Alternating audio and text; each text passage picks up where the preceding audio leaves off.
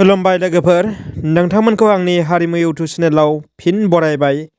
दिनै बे मोनाबिलि समाव आं मोनसे गोजोन खौरां नोंथांमोननि सेराव लानानै फैदों। जोंनि बर' हारिनि बिर जोहोलाव NDFBनि गायसनगिरि मानाव गेदेर रन्जन दैमारि सारखौ गाबोन फुंबिलिनि 7 रिंगायाव जेलनिफ्राय बरननाय जासिगोन एबा गसिगोन होननानै ससियेल मिडिया एबा खौरांनि गेजेरजों मिथिनो मोननाय जादों। दासिम रोखा बिनि सायाव खौरां मिथिनो मोननाय जायाखै अफिसियेलि, नाथाय ससियेल मिडियायाव माखासे सुबुंफोरा बुंसोदों दि NDFBनि गायसनगिरि बिर जोहोलाव डिआर नाब्ला सारखौ गाबोन जेलनिफ्राय हगारसिगोन होननाय खौराङा बेसेबां सैथो बेखौ गाबोन फुंनि 7 रिंगा थामहिनबा गाबोननि समाव मिथिनो मोनगोन। गाबोन जोंनि थाखाय बर' हारिनि थाखाय मोनसे जोबोद स्पेसियेल डे। बे साना बिटिआरनि गिबि सेथि बोसोरारि सान।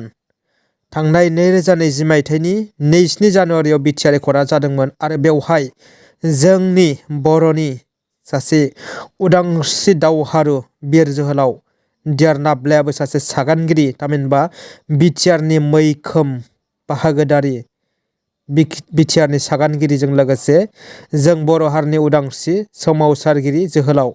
बेनिखायनो थारैनो जोंनि बिर जोहोलाव डिआर नाब्ला थामहिनबा रन्जन दैमारि सारा जेलनिफ्राय गमारोब्ला जों बर' हारिनि थाखाय जोबोद गोजोननाय आरो गोजोनथाव खौरां जागोन होननानै आं सानो। मानोना जों बुहुमनि साफ्रोमबो बर' फिसाफोरानो रन्जन दैमारि सारखौ जोंनि बिर जोहोलाव थामहिनबा हारिनि सासे गोख्रों मावथि दैदेनगिरि होननानै गनायो आरो मान होयो। जायखि राजखान्थि दोलो, धोरोमारि आफाद, समाजारि आफाद, जाय जेरावखि थाया मानो डिआर नाब्ला सारा जोंनि सम्फद। बेनिखायनो जों साफ्रोमबो बर' फिसाफ्रा डिआर नाब्ला सारखौ गनायखौ हास्थायो। जानो हागौ गुबुन हारिफोरा बिथांखौ गाज्रि मोनो बा नेवसियो बा मुगैयो बा गुबुन मुं होयो, नाथाय बर' हारिया बेखौ लुबैया। साफ्रोमबो बर' फिसाफ्रानो बिनि गनायखौ लुबैदों। बेनिखायनो आंगो लोगोफोर, गाबोननि समखौ जों नेदो। थारैनो डिआर नाब्लाया जुदि गमारोब्ला जों बर' हारिया जोबोद रंजानाय मोनगोन। बेखिनि आपडेटखौनो आं नोंथांमोननि सेराव लानानै फैबाय लोगोफोर। जुदि भिडिअआव माबाफोर मिथियै गोरोन्थि थालांबायदोंब्ला अन्नानै निमाहा होगोन होननानै मिजिंथिबाय सासे नोंथांमोननि लोगो महरै। गोजोन्थों।